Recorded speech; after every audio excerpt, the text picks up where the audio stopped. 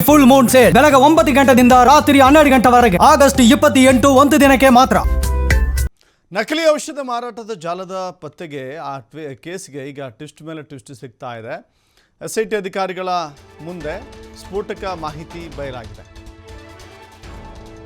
ನಕಲಿ ಔಷಧಿಗಳ ಜಾಲ ಬೆಂಗಳೂರಿನ ವಿವಿಧ ಭಾಗದಲ್ಲಿ ಜಿಲ್ಲೆಗಳ ಭಾಗದಲ್ಲೂ ಕೂಡ ಪತ್ತೆಯಾಗಿದೆ. ತನಿಖೆಯಲ್ಲಿ ಸ್ಫೋಟಕ ಅಂಶ ಬಯಲಾಗಿದೆ. ಆರಂಭದಲ್ಲಿ ಔಷಧಿ ಪೂರೈಕೆಗೆ 4 ಕಂಪನಿಗಳನ್ನು ತೆರೆಯಲಾಗಿತ್ತು. ಪ್ರಶಾಂತ್ ವೆಂಕಟೇಶ್ ಚೌಧರಿ ಹೆಸರಿನಲ್ಲಿ 4 ಕಂಪನಿಗಳನ್ನು ಆರಂಭ ಮಾಡಲಾಗಿದೆ.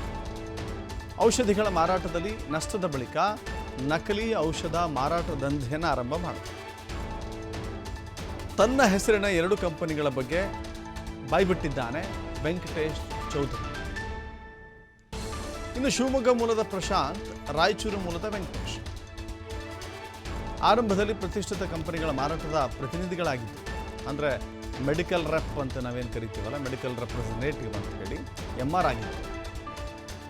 ಆರಂಭದಲ್ಲಿ MRಗಳಾಗಿದ್ದರು. ಆನಂತರದಲ್ಲಿ ತಮ್ಮದೇ ಔಷಧಿ ಮಾರಾಟದ ಕಂಪನಿಗಳನ್ನು ಆರಂಭ ಮಾಡಿದರು.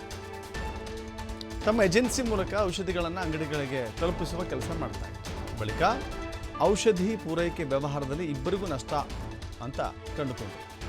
ಬಳಿಕ ತಾವೇ ಔಷಧಿ ಕಂಪನಿಯನ್ನು ತೆರೆದು ಉದ್ಯಮಿಗಳಾಗಲು ಯೋಜನೆಯನ್ನು ರೂಪಿಸಿದರು. ಅದು ಕೂಡ ಅಲ್ಲಿ ವರ್ಕೌಟ್ ಆಗಲಿಲ್ಲ. ಹೀಗಾಗಿ ಇಬ್ಬರನ್ನೂ ಕೂಡ ಈಗ ಪೊಲೀಸರು ವಶಕ್ಕೆ ತೆಗೆದುಕೊಂಡು ವಿಚಾರಣೆಗೊಳಪಡಿಸಿದಾಗ ನಕಲಿ ಔಷಧ ಮಾರಾಟ ಮಾಡೋದು ಯಾಕಾಗಿ ಎನ್ನುವ ಅಂಶ ಪತ್ತೆಯಾಗಿದೆ. ಅವರು ಮೆಡಿಕಲ್ ರೆಪ್ರೆಸೆಂಟೇಟಿವ್ಸ್ ಆಗಿದ್ದರು.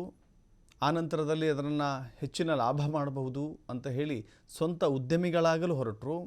ನಷ್ಟವನ್ನು ಅನುಭವಿಸಿದರು. 4 ಕಂಪನಿಗಳನ್ನು ಆರಂಭ ಮಾಡಿ ನಷ್ಟ ಅನುಭವಿಸಿದ ಬಳಿಕ ನಕಲಿ ಔಷಧ ಮಾರಾಟ ಮಾಡಿ ತಮ್ಮ ನಷ್ಟದ ಮೊತ್ತವನ್ನು ಹೇಗಾದರೂ ಮಾಡಿ ರಿಕವರಿ ಮಾಡೋಣ ಅಂತ ತೀರ್ಮಾನ ಮಾಡಿದ್ರು.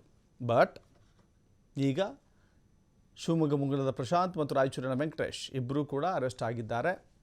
ಪೊಲೀಸರ ಕಸ್ಟಡಿಯಲ್ಲಿದ್ದಾರೆ. ಇದಕ್ಕಾಗಿ SITಯನ್ನು ಕೂಡ ಸರ್ಕಾರ ರಚನೆ ಮಾಡಿದೆ.